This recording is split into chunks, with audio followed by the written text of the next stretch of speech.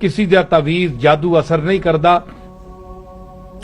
मैं इस कैमरे दे जरिए लोगां दस रहा कि वो एक वजीफा पकाउण, बिस्मिल्लाहिर्रहमानिर्रहीम वमा हुम बिज़ारीन बिही मिन अहदिन इल्ला बिइज़्निल्लाह।